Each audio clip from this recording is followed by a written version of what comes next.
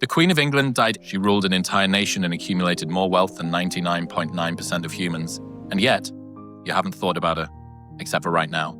No matter how big your dreams, you're going to die. Everyone will move on. Do what you want. It sucks to not be liked, but it sucks more to not be yourself. Yeah, it's really interesting when we think about what tactically happens when someone dies, right? Like a lot of emotion exists in the vague, but far less in the specific, because you plan your funeral and then you think that everyone's going to be standing there just forever changed because of the death and the impact that you had on their lives. But the reality is there's going to be a caterer at the funeral. Some people are going to like the food. Some people are going to comment that it was too cheap. They're going to have comment on the venue. There's going to be somebody who's going to make a list of people and they're going to check them off. Some people aren't going to be able to make it last minute because things came up and it got busy. And after the whole funeral's over, everyone's going to go to a restaurant and just eat dinner and then move on with their lives. Not to say that the people who mean a lot to you won't remember you to a degree, sure.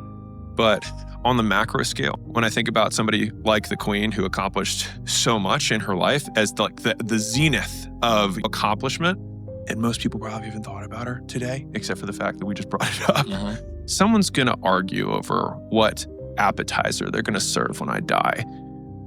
This probably doesn't matter that much. I think about how many emails not been around for that long, maybe 25 years. Most people have had an email address, maybe 20 years. All of the people that have died between then and now, they just have email inboxes, just accumulating stuff from lots of newsletters, lots of online retailers. But there will also be people expecting a reply and saying, why hasn't this guy replied to me? Because he's dead. Thinking about like what the last 5 years are going to look like, and also thinking about my cognitive decline, which is going to be inevitable on the back half of my life. Mm-hmm. And it gets really tricky when you think about fluid intelligence, which peaks when you're like between 25 and 35. And then like at our age right now, it's just all going down, right? Yeah. Like we're beginning the slow decline. And in thinking about that, I was like, I will actually never be sharper than I am today for the rest of my life. And the idea that there will be young people who will replace me because humans are all replaceable.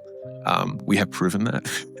And so when I think about that, it decreases the stakes of these huge dreams that if I don't accomplish them, I will be upset or else. And so it's like we have these big or else's, like we want to threaten the universe. Like, I can't stand it if this does not occur. It's like, and the universe remains unchanged and the universe is undefeated. Richard Dawkins talking about how over time, all organisms revert to their environment.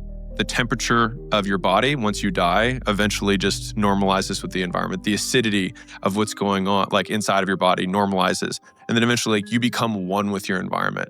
Everything around you will try and force you to dilute yourself. It will force you to try and merge in, fit in with your surroundings. This force is natural and it's inevitable, and yet we have to fight it. And the fact that it's hard does not make it less worth it. I'll die and then like worms will eat my body. What if I just died by an animal killing me? I would just be its lunch. Like everything that I've done up to this point, my arm will feed its child and my thigh will feed it. It'll be one good meal. Yep. It just takes stakes of I'm so important. All of these goals matter to just like, I could be lunch. And that gives me one large exhale.